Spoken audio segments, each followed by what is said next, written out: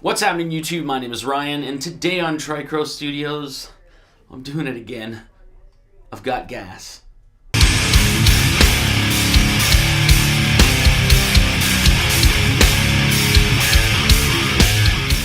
So here we have a beautiful custom 24 from 2011, and it is a quilted 10 top, and it is a beautiful quilted 10 top. Problem is, I don't play it anymore. I've kind of gravitated back to Gibson guitars, which for the longest time I kind of really didn't like. I had, I think, 10. It's like either 8 or 10 Gibsons from like 2007 to 2010, and I just got rid of them as quick as I could, just because I found flaws in all of them. I wasn't reaching to them as much as I was my Paul Reed Smiths, stuff like that. So I changed this. This was my Paul Reed Smith collection. Hopefully it's covering my face here. But this was my Paul Reed Smith collection. Then I had a baby, so I kind of whittled that down because I didn't want my kid to knock things down. So I kind of worked on stuff on my desk and amps and stuff like that rather than getting guitars that are easy to break. So anyway, I whittled that down. Then a year or two ago, I did a trade for, I traded in a P22 and got a Les Paul Traditional, the 120th anniversary one, and some money on coming to me. And that is basically my favorite guitar. So I figured, I'm not playing this. It's a beautiful instrument and deserves to be played. It sounds beautiful, plays beautiful. I kind of like the action low on this one. I'm not interviewing the person to make sure it's going to a good home, but it's just something that I know that the person that's getting this is going to appreciate it more than I will. So I'm going to be trading this to this, a Les Paul Custom Showcase Edition from 1988.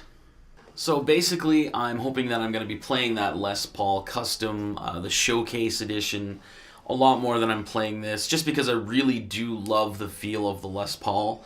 I hated the studio that I had, and I've played some classics, and I don't like those, but the traditionals I really like. The standards, I found actually a few in store that I liked.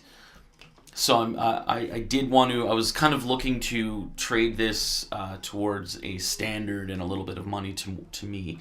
But I think this one here, even though it's a little older, it kind of looks like there's a little bit of finish issues to it. I've always wanted a Les Paul Custom, and I really enjoy the kind of like one-offs. I think there's only 200 of these made or something like that. So yeah, I've always wanted a Les Paul Custom, so we'll see how that kind of works out. But anyway, let's take a listen rather than listening to me, kind of what it sounds like. And this, I literally just, the trade is going down in about like half an hour to an hour.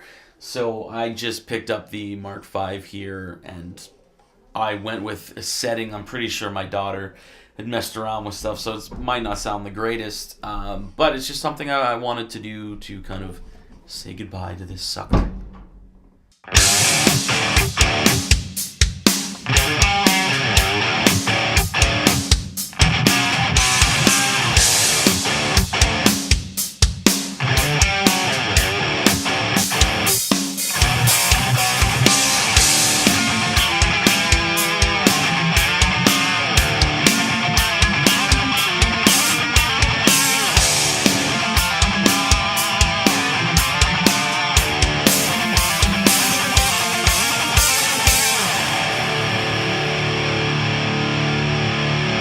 I'm going crazy for Les Pauls lately, for the last couple of years, year or two, I would say.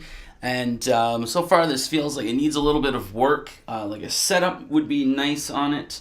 And there's some checkering here.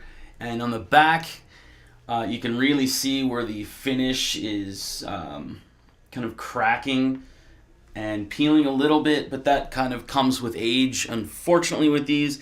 And I think it actually gives it some character. It sounds great and plays great. So if you've done any trading lately or you have gas on your own, go ahead and leave us a comment on what you're looking for, what guitar you're kind of striving for, what trades you've done recently. Don't make any offers on our gear because we don't want to get rid of them.